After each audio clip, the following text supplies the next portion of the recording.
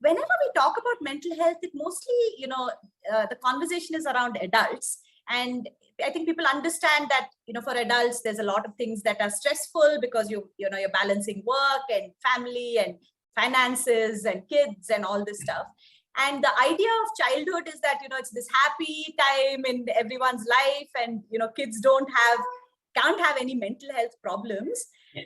Is this true? What have you seen with children, and how are they, how might some things present in children a little differently from adults? Right.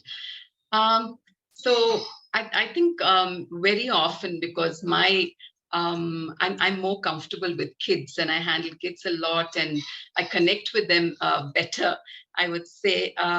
Children go through a lot. They do go through a lot. And what happens is, I think even when we look back into our childhood, when we were young, I don't think I can say that nothing affected me, but I think a lot of things were ignored, so that it was not seen as important. It was not heard. So children also go through a lot of stress. They go through a lot of anxiety, depression. But the only difference is they don't know how to communicate. So most of it happens in behavior. So that's how we see it, as behavior. So I would say there are a lot of common kind of symptoms with adults and children.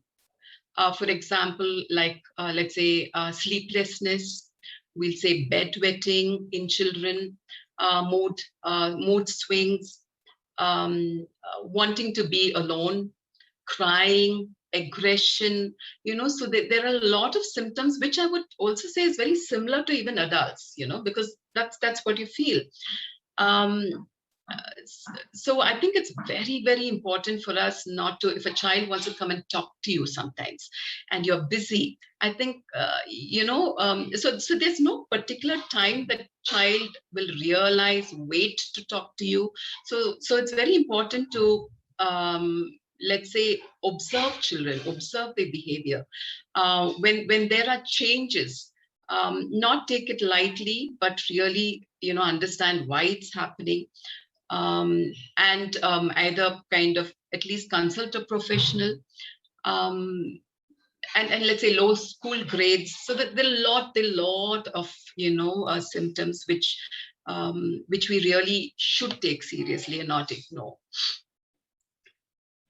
Yeah, and I think I have a little, almost 4-year-old daughter, and okay. I think what I hear from what you're saying is also just to keep those channels of communication open. Yes. And I've noticed, for instance, when I put her to bed at night is when she often is willing to talk, right? And she's processing the day, and she'll tell me stuff that she hasn't told me through the rest of the day. And so, yeah, I think that's a really. And just to add, I think, especially now, Tanya, children are going through a lot, because the interaction is not there. They can't go out and play, and they're unable to understand what's happening. This whole situation is something they can't comprehend, So, yeah. So what can parents do to help them in these pandemic times without, where the normal support structures of school and friends and all of that isn't there? What should parents be looking for to see, is the kid okay or not? You mentioned many of those symptoms, and what can they actually do? Yeah.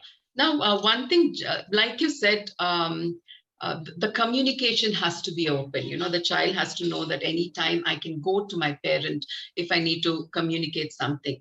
And like I mentioned, some of the symptoms, you can, depending on the age of the child also, you can look at, are there any changes in behavior?